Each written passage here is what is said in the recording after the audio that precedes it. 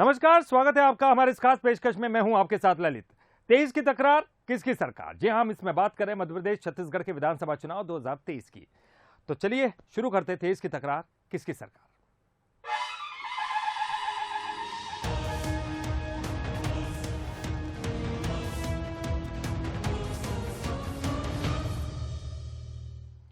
ऐसे तो बीजेपी और कांग्रेस धुर विरोधी है, लेकिन चुनाव में कैंडिडेट सिलेक्शन को लेकर उनके पैमाने अब एक जैसे नजर आ रहे हैं। कैसे, इस खास रिपोर्ट में देखिए। क्या मध्य प्रदेश विधानसभा चुनाव में वाकई किसी की नहीं चल रही? ये सवाल इसलिए क्योंकि 2023 के लिए बीजेपी और कांग्रेस की तैयारी बीते चुनावों से बेहद जुदा है। 2023 के चुनाव में मुद्दों से लेकर उम्मीदवारों की लिस्ट तक सब कुछ अलग नजर आ रहा है। सिर्फ किसी का खास होना भर ही चयन की प्रक्रिया कतई नहीं है, और ना ही लोकप्रियता और धनबल का होना। बीजेपी की पहली लिस्ट में ही तय हो गया था कि इस चुनाव में जिताऊ कैंडिडेट ही सर्वे सर्वा है। दूसरी लिस्ट को लेकर चल रहे कयास भी बता रहे हैं कि जिताऊ का फॉर्मूला दोबारा नजर आने वाला है। दूसरी लिस्ट में 60 से ज्यादा नाम तय माने जा रहे हैं, जो 103 आकांक्षी सीटों का हिस्सा है। इसमें केवल वही लोकप्रिय और पुराने चेहरों के नाम दिखेंगे जिन पर बीजेपी कई चुनावों से भरोसा जताते आ रही है। आप देखेंगे कि हमारी पहली लिस्ट आ चुकी है, और भी जो हमारी आकांक्षी विधानसभाएं थी उन पे हमारी बैठकों का दौर चल रहा है। बहुत जल्दी हम उसको लेकर आपके बीच में होंगे। बीजेपी की ही तरह कांग्रेस के भी तेवर इस चुनाव में अलग नजर आ रहे हैं। कभी शत्रुओं की पार्टी कही जाने वाली कांग्रेस इस चुनाव में जिला अध्यक्षों और लोकल नेताओं की सुन रही है। कई दौर के सर्वे के बाद अब मंथन की बारी है। 2 सितंबर से होने जा रही बैठक में पैनल के नामों पर चर्चा होगी, जिसके बाद उन पर मोहर लगाने के लिए कांग्रेस हाईकमान को लिस्ट भेजी जाएगी। कयास है कि सितंबर के दूसरे हफ्ते में कांग्रेस लिस्ट जारी कर सकती है, जिसमें करीब 100 नाम शामिल होंगे। कांग्रेस पार्टी की जो रणनीति है वो उस पर काम कर रही है। हमें जब घोषणा करनी है हम तब करेंगे। भारतीय जनता पार्टी ने, लोग कह रहे हैं कि जल्दबाजी में घोषणा कर दी है। ऐसे लोगों के नाम को घोषित किया है जो पहले चुनाव हारे हुए हैं या दागी रहे हैं, जिनके ऊपर विवादास्पद स्थिति हमेशा बनी रही है। आज जिनकी घोषणा बीजेपी ने करी है, उनके टिकट को लेकर सरफटव्वल के हालात बीजेपी कार्यालय में देखने को मिले, क्षेत्रों में देखने को मिले। हमारे टिकट सर्वे के आधार के ऊपर हैं, लगभग बहुत सारे जगह पे तय हो चुके हैं। एक ड्यू प्रोसीजर है जो जिसके ऊपर टिकट वितरण होता है। स्क्रीनिंग कमेटी की बैठक उसकी ज़रूरी है, तो 2 से 5 सितंबर को होने जा रही है। उसके बाद बहुत कुछ आपके सामने होगा। दोनों पार्टियों में प्रत्याशी चयन के लगभग एक से पैमाने नजर आ रहे हैं। सर्वे, फीडबैक और मंथन ही सबसे बड़ा आधार है, जो कहीं न कहीं बताता है कि इस चुनाव में 2018 के चुनाव के नतीजों का गहरा असर है। Bureau report, Bansal news. Gwalior Chambal अंचल एक बार फिर से सियासी बगावत की आग में झुलस रहा है। कोलारस से बीजेपी के विधायक वीरेंद्र रघुवंशी ने पार्टी से इस्तीफा दे दिया है। वीरेंद्र जल्द ही कांग्रेस का दामन थाम सकते हैं, और क्या है इसकी वजह और क्यों कांग्रेस में जा रहे हैं रघुवंशी, जानते हैं सियासी समीकरण। चंबल की सियासत में एक बार फिर उबाल आ गया है। कहते हैं चंबल के पानी की तासीर ही कुछ ऐसी है कि विद्रोह, बगावत और बागी जैसे शब्द यहाँ आम हैं। और 2023 से पहले एक बार फिर चंबल की धरती से ही विरोध और बगावत का धुआं उठा है, और इसके सूत्रधार बने हैं कोलारस से बीजेपी के विधायक वीरेंद्र रघुवंशी, जो अब बीजेपी के नहीं रहे। आप जो इस्तीफा दे रहे हैं वो महल प्रताड़ना के कारण दे रहे हैं। बिल्कुल दे रहे हैं। महल प्रताड़ना और महल के साथ आए मंत्रियों के अखंड भ्रष्टाचार से दुखी हो। खबर पर आगे बढ़ने से पहले वीरेंद्र रघुवंशी की सियासी तासीर को समझ लेते हैं। ये वही वीरेंद्र रघुवंशी हैं जो 2014 तक कांग्रेस के चहेते थे। पहली बार 2007 उपचुनाव के दौरान कांग्रेस ने वीरेंद्र रघुवंशी को प्रत्याशी बनाया और रघुवंशी विधायक बनकर विधानसभा पहुंचे। 2008 और 2013 में कांग्रेस ने वीरेंद्र रघुवंशी पर भरोसा जताया, लेकिन जनता ने भरोसा नहीं जताया। पूर्व विधायक के नाते वीरेंद्र रघुवंशी की सियासत चमकती रही। 2 बार जब कामयाबी नहीं मिली, तो वीरेंद्र रघुवंशी ने 2014 में कांग्रेस को अलविदा कहते हुए बीजेपी का दामन थाम लिया। बीजेपी ने 2018 में रघुवंशी को कोलारस से टिकट दिया। कांग्रेस के महेंद्र यादव से करीबी मुकाबले में महज 720 वोट से जीतकर रघुवंशी विधानसभा पहुंच गए। वीरेंद्र रघुवंशी ने पार्टी पर नजरअंदाज करने का आरोप लगाया है। 2014 में जब रघुवंशी कांग्रेस से बीजेपी में आए थे, उस वक्त भी सिंधिया से नाराजगी एक बड़ी वजह थी और अब बीजेपी छोड़ने की वजह भी फिर से सिंधिया ही बताए जा रहे हैं। मेरा विषय बहुत बड़ा है। मैं वो कार्यकर्ता हूँ जिसने 2014 में पवैया जी के लिए जान झोंक कर भाजपा का काम किया। मैं वो कार्यकर्ता हूँ वफादार भाजपा का जिसने केपी यादव जी के चुनाव में एक गिलहरी के बराबर काम किया हो, लेकिन चुनाव में काम किया।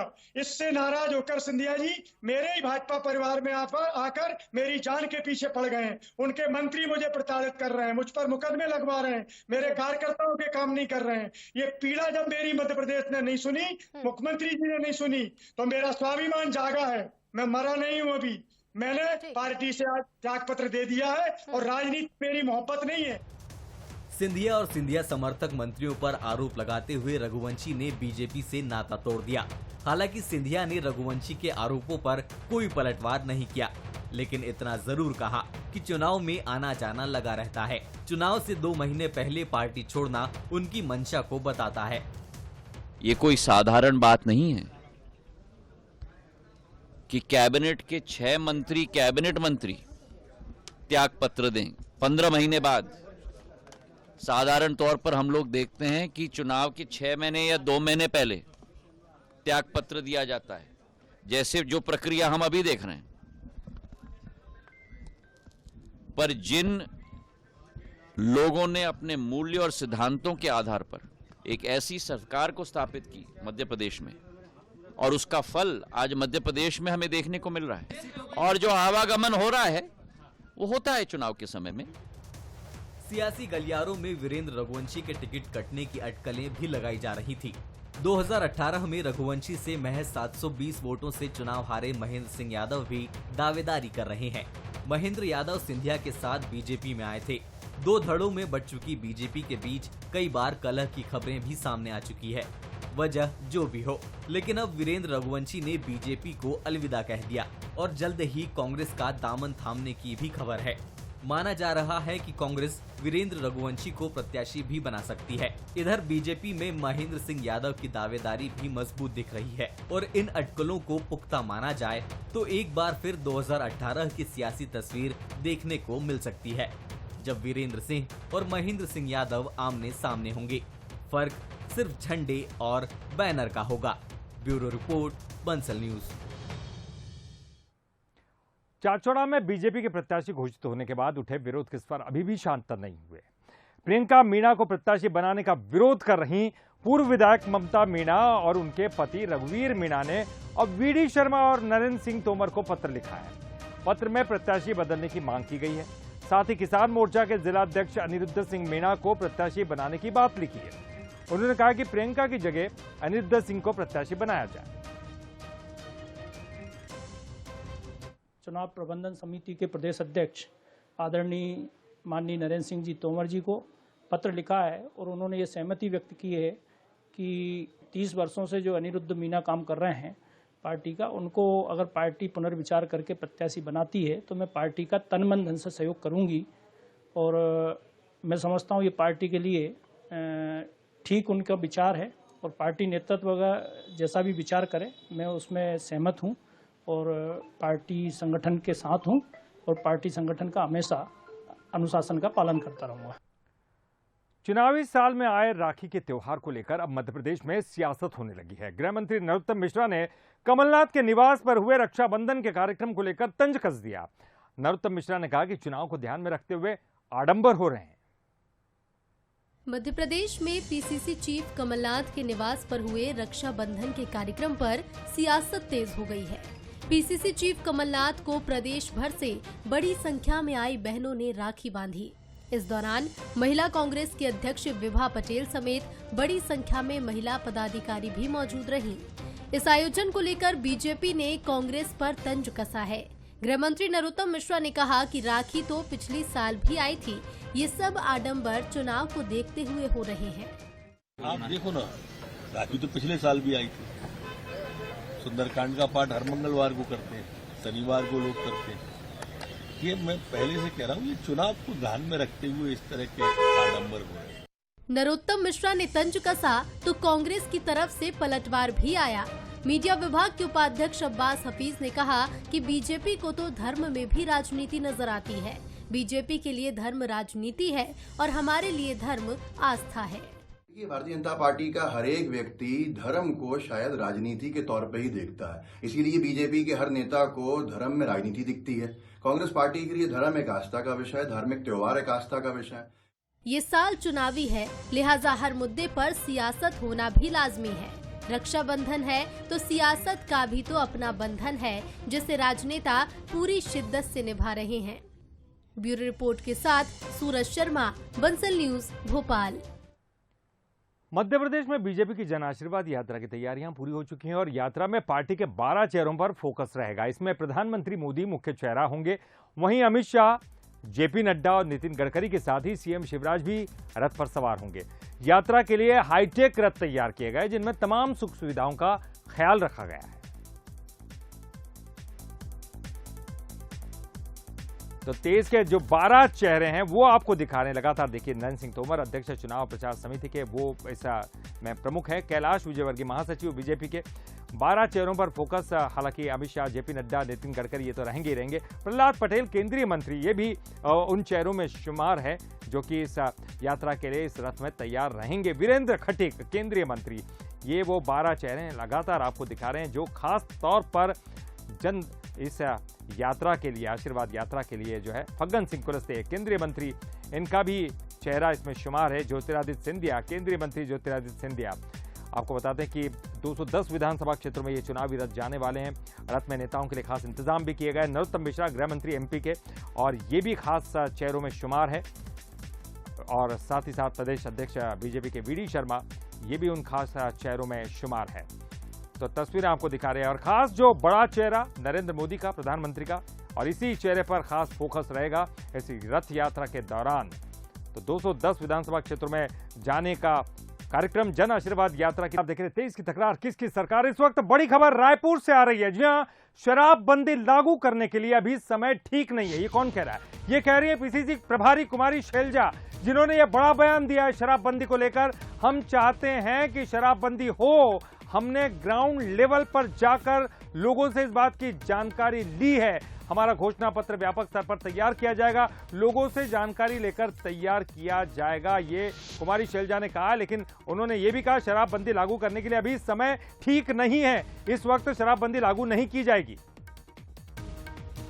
हमने बिल्कुल चाहते थे कि शराबबंदी हो, लेकिन जब यहाँ के लोगों से बातचीत और बहुत कुछ इसके बारे में जब ग्राउंड वर्क किया, तब ऐसा लगा कि अभी समय ठीक नहीं है शराबबंदी लागू करने के लिए। आज कैसे है ये तो देखो, हमारा घोषणा पत्र व्यापक रूप से लोगों से बातचीत, लोगों का इनपुट ले रहे हैं हम। उसके बाद हमारा घोषणा पत्र जारी होगा, तब आप देखिए। छत्तीसगढ़ के चुनाव में सरगुजा संभाग कांग्रेस को प्रतिसाद देते आया है, लेकिन 2023 के चुनाव में अंदरूनी कलह और प्रत्याशी चयन क्या कौन बनने वाला है, इस खास रिपोर्ट में आपको दिखाते हैं। अंबिकापुर के लोगों ने तो आदरणीय खेलसाई जी के खिलाफ भी बाबा साहब के छोटे भाई चचेरे भाई ने उन्हें दावेदारी की है खेलसाई जी के खिलाफ। अमरजीत भगत के खिलाफ भी मैडम प्रजापति ने दावेदारी किया है। डॉक्टर प्रीतम के खिलाफ भी बधू ने जाके अंबिकापुर से दावेदारी किया है, और यहाँ के महापौर भी दावेदारी किए हैं। तो ऐसा लगता है कि अंबिकापुर मेन स्टेशन से ही ट्रांसफार्मर से सभी जगह लाइन कनेक्ट किए जाएंगे। रामानुजगंज विधायक के बदले सुर से अंदाजा लगा लीजिए कि छत्तीसगढ़ चुनाव में डिप्टी सीएम टीएस बाबा की भूमिका क्या रहने वाली है। एक दिन पहले विधायक कहते नजर आ रहे हैं कि डिप्टी सीएम ना हस्तक्षेप कर रहे और ना ही सर्वे कर रहे। वो अब कह रहे हैं कि टीएस बाबा से कोई विवाद नहीं, उनसे तो पीढ़ी दर पीढ़ी का संबंध है। तो अब विधायक टीएस सिंहदेव पर सीधे निशाना साध रहे हैं। बीते चुनाव में कांग्रेस की सरकार बनाने में अहम भूमिका निभाने वाले टीएस सिंहदेव इस चुनाव में भी गेम चेंजर साबित होते दिख रहे हैं। डिप्टी सीएम बनने के बाद बाबा के तेवर और बयानों से अंदाजा लगाया जा सकता है कि चुनाव में उनकी भूमिका क्या होगी। ताज़ा बयान में वो कहते नजर आ रहे हैं कि इस बार भी कई सिटिंग विधायकों का टिकट कटने वाला है और नए चेहरों को भी जगह मिलेगी। पिछले विधानसभा में 90 में से 52 नए विधायक थे। इस बार भी स्वाभाविक है, तो प्रक्रिया है, कुछ नए होते हैं कुछ पुराने होते हैं। 71 विधायक हैं, तो आप क्या सोच रहे हो कि 71 के 71 रिपीट होंगे या 71 के 71 ड्रॉप होंगे? मुख्यमंत्री को भी नहीं मिलेगा, टीएस बाबा को भी नहीं मिलेगा, किसी को नहीं मिलेगा, सारे नए आएंगे। दोनों चीज नहीं होगा, कुछ नए आएंगे, कुछ पुराने रहेंगे। लेकिन बात सिर्फ इतनी सी ही नहीं है। इस चुनाव में कांग्रेस के लिए अंदरूनी कलह सबसे बड़ी चुनौती बनने वाली है। सरगुजा संभाग की 14 सीटों को लेकर टीएस बाबा के बयान से भी जाहिर है कि वो ना तो पिछली जीत को उत्साह में ले रही हैं और ना ही बीजेपी को हल्के में ले रही हैं। अंदरूनी कलह को लेकर बीजेपी कई मौकों पर तंज कसती रही है। अब हो रही उठापटक को लेकर भी बीजेपी ने जोरदार हमला बोला। टीएस सिंहदेव जी ने अपनी हृदय की जो पीड़ा है, वो दर्द है, पूरा जो झेले ना 4.5 साल तक वो पीड़ा, उस दर्द के जुबान आई है। उनको बहुत पहले बोल देना था, और ये बृहस्पति सिंह को नहीं बोल रहे हैं, वो तो है ही ऐसा। ये मुख्यमंत्री को सीधा सीधा कह रहे हैं, मुख्यमंत्री के कारण इस तरह के उनके साथ अपमानजनक बातें कही जा रही है उसके ऊपर। और उन्होंने कहा ना, मेरे आशार्थियों को, मेरे सभी समर्थकों के साथ भी ऐसा व्यवहार किसके इशारे पर होगा समझना है। ये इशारा सीधा सीधा मुख्यमंत्री की तरफ। 6 जिलों वाले सरगुजा संभाग की 14 विधानसभा सीटें कांग्रेस के प्रभाव वाली रही हैं। 29 एससी सीटों में से 9 सीटें इसी संभाग में आती हैं। फिलहाल सभी सीटों पर कांग्रेस का ही कब्जा है, जिसमें deputy CM TS Singhdeo, cabinet मंत्री अमरजीत भगत जैसे दिग्गज आते हैं। जाहिर है कि चुनाव के लिहाज से ये इलाका कितना मायने रखता है, और ये भी साफ है कि प्रत्याशी चयन और अंदरूनी कलह को लेकर कोई कोताही बरती गई तो कांग्रेस के लिए बड़ी चुनौती बनकर उभर सकता है। Bureau report, Bansal news. और छत्तीसगढ़ विधानसभा चुनाव से जुड़ी हुई एक और बड़ी खबर आ रही है। क्या कांग्रेस का एनसीपी, सीपीआई और आप से गठबंधन होगा? ये बड़ा सवाल भी है। मुंबई में हो रही इंडिया की जो बैठक है, इंडिया यानी कि वो गठबंधन जिसमें 28 दल मिले हुए हैं और मोदी के खिलाफ जो है, मुंबई में हो रही इंडिया की इस बैठक में एक बड़ा फैसला हो सकता है। इस बात पर मुहर लग सकती है तो राहुल गांधी के रायपुर आने के पहले एक बड़ा फैसला हो सकता है। वो बैठक हो चुकी है, गठबंधन पर कोई अंतिम फैसला हो सकता है। क्या हो सकता है? 5 राज्यों की विधानसभा चुनाव में तालमेल होगा कि नहीं होगा, इस पर भी विचार। एनसीपी, सीपीआई को एक सीट देने पर भी विचार हो सकता है।